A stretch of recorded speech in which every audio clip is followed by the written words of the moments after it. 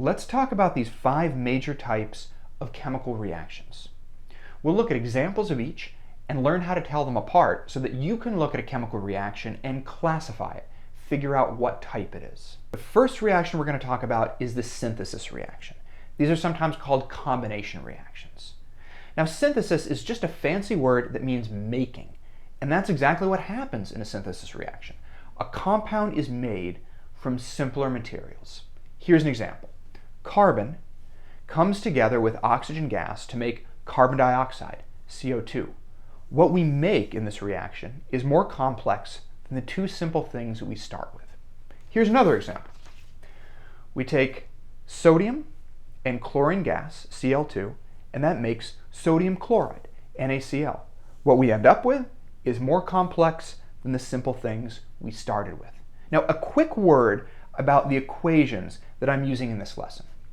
Some of these equations I'm going to be talking about, like this one right here, are unbalanced.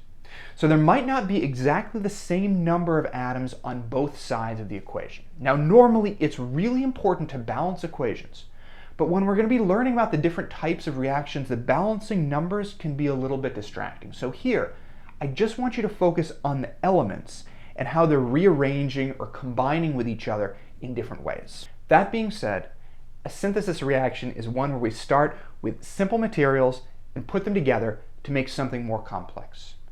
If we want to represent a synthesis reaction more generally or more generically, we could say that it looks kind of like this. We have A and B combining to make AB. Here, A and B are different elements or they're different compounds coming together to make something more complex. So that's a synthesis reaction. Let's move on. A decomposition reaction is kind of the opposite of a synthesis reaction. In a synthesis reaction, we put things together. In a decomposition reaction, a compound is broken down into simpler compounds or all the way down to the elements that make it up. So in this example here, we have water, H2O, and it's breaking down into hydrogen and oxygen gas. These are the elements that make it up. Now, in a decomposition reaction, you don't have to break things down all the way down to their basic elements. You can also break them down just into simpler compounds. For example, here we have CaCO3, calcium carbonate, and that gets broken down to 2 simpler compounds, CaO and CO2. It's not like we're taking this and breaking it down into just calcium and just carbon and just oxygen, but still, because these are simpler compounds, it is also a decomposition reaction. So if we wanted to come up with sort of a generalized way to write a decomposition reaction, we could write it like this. AB breaking apart into A plus B, where AB is some kind of compound and A and B are simpler compounds or elements. Okay, combustion reactions. Combustion is basically a fancy word for burning. And when something burns, what happens is that a compound containing carbon and hydrogen, and sometimes oxygen, combines with oxygen gas to produce carbon dioxide and water. Here in my example, CH4, which is the chemical formula for methane, that's a type of natural gas, combines with oxygen, and it forms carbon dioxide and water, H2O. Now, we can start with different things in a combustion reaction, and as it says here, the compound usually contains carbon and hydrogen. So here is another example of a combustion reaction. This one starts with C3H8, which is the chemical formula for propane, another type of natural gas. And just like with this reaction, we combine C3H8 with O2, and this gives us carbon dioxide and water. So these 2 reactions are essentially identical, except for the number of carbons and hydrogens in the compound that we start with. It turns out that a lot of things that we burn, like natural gas, diesel, gasoline, are really, really similar, and they only really differ in the number of carbons and hydrogens that are in the molecules that make them up. So combustion reactions for a wide variety of compounds look pretty similar. Now, as this definition says, sometimes we have oxygen in the compound that we're burning. Here is one example of a combustion reaction that has oxygen in it. This is the chemical formula for ethanol or ethyl alcohol, and you can see that just like these, it has lots of carbons and hydrogens, except it also has oxygen as well. But that's no big deal because it combusts just like the other two by combining with oxygen and making CO2 and H2O. So if we wanted to come up with a general way to write the formula for a combustion reaction, it might look a little bit like this. We start out with something that has carbon and hydrogen in it, and we can have different numbers of carbons and hydrogens. So that's why I put this X and Y here, because the number of carbons and hydrogens varies, and it doesn't really matter either. Sometimes the compound has oxygen in it, which is why I put the oxygen here in parentheses.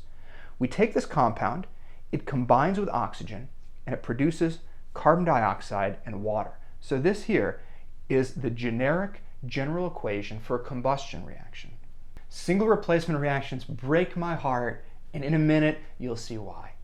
So in a single replacement reaction, what happens is that one element that starts out by itself replaces another element in a compound, kicking it out. And here's an example to show you what I mean. We start out with iron, Fe, which is this element that's by itself. And iron combines with CuCl2, which is copper chloride. Okay, so copper and chloride are paired up here. But what happens is iron kicks out the copper, the Cu. So the Cu ends up by itself, and the Fe, the iron, takes the place of that copper. So now the iron and the Cl, they are now paired up. Now I like to use a dance analogy to explain this, and it reminds me of something that happened all the time in high school. Here's what's going on. We have a dancing couple, the purple and the green. And they're so happy dancing together, or at least the purple guy is pretty happy dancing. And then red comes along, and red is like, hey purple, I'm so much cooler, get out of the way, I want to dance with green. And so poor purple gets booted out, and red ends up dancing with green. Purple ends up all by himself, standing up against the wall, pretending to text, pretending to play a game on his cell phone, but you know, he's really actually sad because he's just been booted from this dancing couple. So you'll see that this is exactly what's going on in the single replacement reaction, right? Fe, iron, is like red here, coming up to a dancing couple of Cu and Cl. It boots out Cu, Cu ends up by itself, and then red, iron, takes the place that Cu had, and iron ends up paired with Cl. Here's one more example of a single replacement reaction. You can see how this works. Cu in this case is the red character, and Cu goes to a dancing couple of Ag, silver, and nitrate, AgNO3. Cu boots out Ag, so Ag ends up by itself, and Cu takes Ag's place by pairing up with NO3. So that is how a single replacement reaction happens. And a generalized reaction for that would look like A, which is the element that starts out by itself, plus Bc, that's the dancing couple, and then that gives us B by itself, which is this element that got booted out, and then A and C ending up paired together. So that's a single replacement reaction. So finally, here's the double replacement reaction. Now I should mention that single and double replacement reactions are sometimes also called single displacement and double displacement, just in case your teacher or textbook uses a different term for them. Okay, so double replacement reactions are not nearly as heartbreaking as single replacement reactions. Here's why. Because in a double replacement reaction, what happens is the positive and negative ions in two compounds just switch places. Nobody gets kicked out in a double replacement reaction. In a double replacement reaction, it's just like you have two different pairs of dancing couples, and the red, which used to be with the gray, ends up with the green, and the purple, which used to be with the green, ends up with the gray. Nobody gets kicked out, nobody's sad up against the wall with their cell phones, we're just switching dancing partners. So here is a chemical equation that shows a double replacement reaction. We start out with Ba and Cl together, and then Na and SO4 together, and they just switch places. So Ba ends up with SO4, there it is, and Na ends up with Cl. There it is right there. All of these compounds are ionic, which means that we can break them down into the positive and negative ions that they're made up of. So here, the positive ions are in purple, and the negative ions are in green. And as you can see, the positive and the negative just switch places. So Ba2 plus and Cl minus were initially paired up. But then Ba goes and it gets switched. It finds a new dancing partner. It has to find the other negative ion, right? So the other negative ion here is SO4 2 minus. So Ba2 plus and SO4 2 minus end up together, making BaSO4. And then sodium, Na1 plus, has to find the other negative ion, which here is Cl minus, and they end up paired up over here. Na1 plus and Cl1 minus, making NaCl. Here's another example of a double replacement reaction, okay? I'll break this down into its ions right away, and we get this. We start with K plus and Br minus paired together, and Ag1 plus and NO3 minus paired together, and then they just switch the positive and negative. So K plus goes and finds the other negative ion, which here is NO3 minus. K plus and NO3 minus end up together, and Ag1 plus, silver, looks for the other negative ion, which is Br1 minus, and Ag1 plus and Br1 minus end up paired up together, making AgBr. So that is a double replacement reaction, and if we wanted to come up with a general or generic way to explain it, we could use this reaction here, where we have AB, where A and B are paired up, plus CD, where C and D are paired up, and then they switch partners to give us AD and BC. So that is a double replacement reaction. So these are our 5 major types of chemical reactions.